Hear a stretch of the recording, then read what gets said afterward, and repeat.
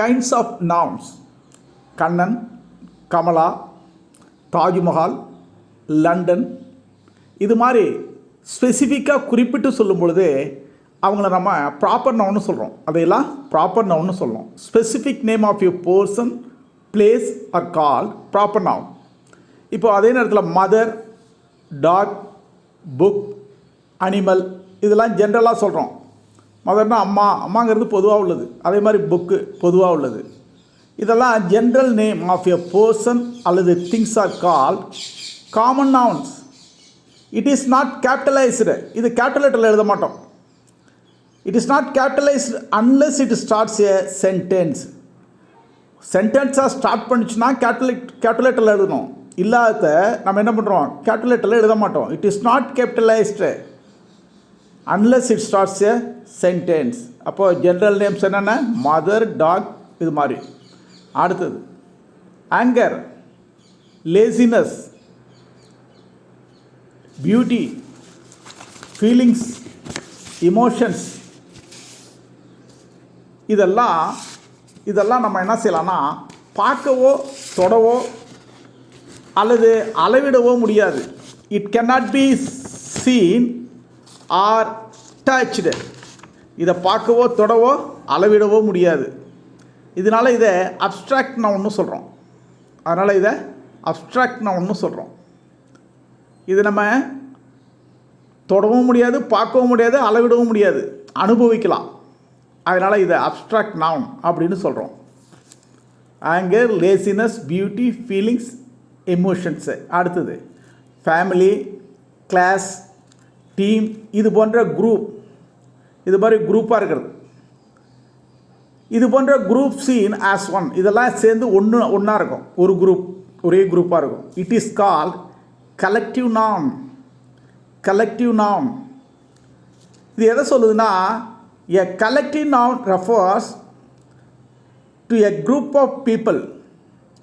ஒரு கூட்டமாக இருக்கிற ஒரு மக்களையோ மிருகங்களையோ பொருள்களையோ கலெக்டிவாக குரூப்பாக சொல்லும். அதனால தான் இது collective noun refers to a group of people, animals or things considered as a single unit. அது ஒரே யூனிட் தான். நிறைய பேர் இருந்தாலும் ஆனால் அது ஒரே யூனிட். அதனால் அதை கலெக்டிவ் நவுன்னு சொல்கிறோம். அடுத்தது gold, silver, salt, glass, copper, iron, steel, aluminium are called material noun. Material noun இதெல்லாம் என்னன்னு சொல்கிறோன்னா மெட்டீரியல் நவுன். இப்போது அதுலேருந்து நிறைய பொருள்களை செய்வாங்க. அதுலேருந்து பல பொருள்கள் உருவாகும். இப்போது ஒரு மோதிரம் இருக்குதுன்னு வச்சிங்கன்னா, the ring is made of gold. அதுலேருந்து கோல்டு செய்வாங்க. கோல்டுலேருந்து நம்ம மோதிரம் செய்கிறோம், ரிங் செய்கிறோம். Gold is a material noun. It refers to a material used to make things. பொருள்களை உருவாக்குறதுக்கு அது ஒரு மெட்டீரியலாக பயன்படுது, ரா மெட்டீரியல். அதுலேருந்து நம்ம பொருள்களை உருவாக்குறோம். அதே மாதிரி பென்சில் இருக்குல்ல, அது pencil it's not a material noun. Pencil material noun இல்லை. ஏன்னா பென்சில் இஸ் ஏ பொதுவாக ஒரு பொருள், ஒரு சப்ஸ்டன்ஸு. பென்சிலுங்கிறது ஒரு பொருள். Pencil is a general object, a substance. பென்சிலுங்கிறது ஒரு சப்ஸ்டன்ஸ், அது பொருள், அவ்வளோதான். It can be made from wood. It can be made from wood. இந்த பென்சில் வுட்டிலேருந்து. It can be made from wood. வுட்டிலேருந்து தயாரிக்கப்படுது. ஆக வுட்டு தான் இங்கே material noun. Pencil material noun இல்லை. ஆக இதில் நம்ம என்ன தெரிஞ்சிட்டோம், material noun refers to a material used to make things. Wood is a material noun here. Pencil is a common noun. ஆக பென்சிலுங்கிறதுங்கிற காமன் நவுன். அடுத்தது from this lesson we learnt about 5 kinds of nouns.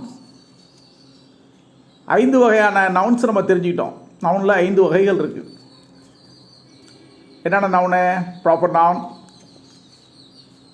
common noun, abstract noun, collective noun, அடுத்து collective noun, இதுக்கப்புறம் material noun. இதை பற்றிலாம் நம்ம ஒரு தெளிவான ஒரு ஐடியாவுக்கு வந்திருக்கோம். தேங்க்யூ.